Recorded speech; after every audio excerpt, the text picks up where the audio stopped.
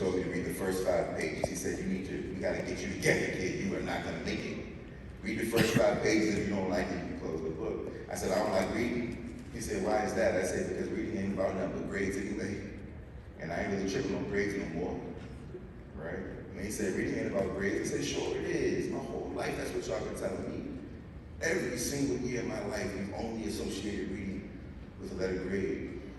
You associated it with some sort of way to qualify my intellect.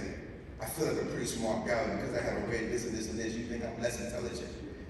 Or because I got a C on this, that, and the third, you think I'm less intelligent? Well, I just don't know if I got any relationship with it.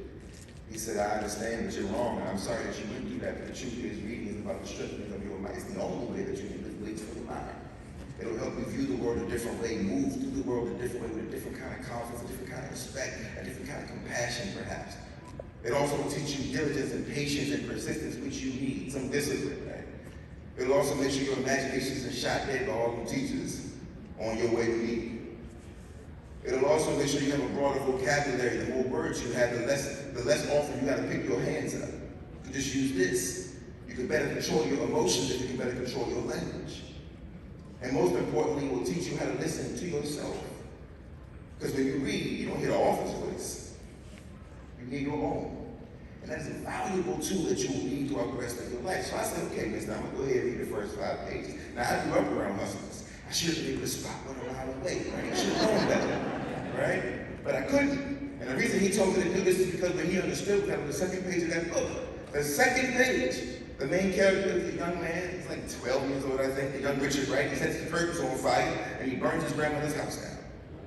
And I was like, word, I love it, right? I'm all in. Because it's not that I hated to read, it's that I hated to be bored. And read be mad boring sometimes. I wish adults would be honest about the fact that we too don't like to read 50 pages before we get to the good part. It's true. But we ask that of our young people. Now I start reading, I read everything, I go back and read all the books I was supposed to read when I was your age. Turns out most of them are pretty good. Who knew? Including To Kill a Mockingbird, right? Who knew? The graduation day, I'm graduating, there's a man on stage giving a speech. He says, if you're getting an English degree, which I was, you're going to be a teacher or a lawyer. There's a good chance you won't be a writer. And I'm thinking to myself, wow, even he a hater. He don't even know he's standing right next to Queen Latifah. That's what I'm thinking, right? So I get off the stage, I go to my mother, I say, Mom, I love you, but I got to go. She was sick with cancer at the time. I got to leave. I'm moving to New York City. She said, why New York? I said, I got to go to Brooklyn. She said, what part of Brooklyn? I'm going to Bed-Stuy. She said, why Bed-Stuy? I said, rap music is all I know, and that's where all my favorite rappers grew up.